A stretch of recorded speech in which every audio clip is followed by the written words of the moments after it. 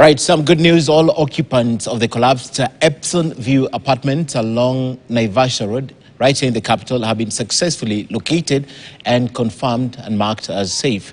Chief Officer Disaster Management in the County of Nairobi, Bramwell Simiyu, says no casualties have been reported and that all the 34 residents are accounted for. The 5-story building, which collapsed last night, has been cordoned off as crime scene. Catherine Imuraget reports. At Uthiru, along Mombasa Road, tenants of Epsom View apartments and the neighbors are still reeling in shock. The newly constructed building collapsed, leaving many with unanswered questions.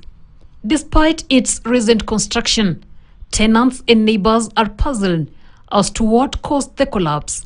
Some tenants, who preferred not to appear on camera, disclosed that the building had exhibited cracks 2 days prior, and the owner was in the process of making repairs until the sudden incident occurred around 8 p.m. Tuesday night.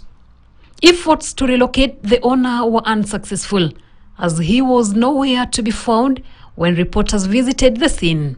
Nairobi's Chief Disaster Management Officer Bramwell Simiyu assured that rescue operations were ongoing with no reported casualties. He says investigations have been initiated to determine what triggered the building to collapse. The team were able to respond quickly and were able to reach here on time. We were able to establish that there were 34 residents in the 10 units, and we were also able to verify that they were all safe. Simiyu also confirmed that all 34 tenants residing in the 10 units of this building are safe. The competent authorities have now taken over.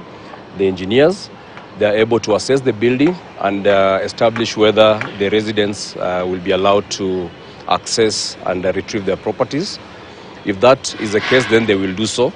But if that doesn't happen, they'll then definitely take, the agencies that are investigating will take samples of the material for the due process to establish the cause of the building collapse to go on. And as that happens at this point in time, we just want to say that we moved from a disaster response phase to an investigation phase. Although 2 people were injured during the incident and are receiving medical treatment at a local hospital. Meanwhile, Nairobi Governor Johnson Sakaja has fired a warning shot at city architects and engineers who are suspected to have approved the collapsed building in Uthiru. The law must be followed. Na mimi niliambia wa architects na engineers, unajua wakati wa kuomba approval, wanaandika approval na wanaeka jina ya architect ama jina ya engineer. Wanakuja tunapitisha. Tukishapitisha, yule ambaye anajenga nyumba anafukuza huyo architect, anafukuza engineer, anatafuta tu fundi na anajenga.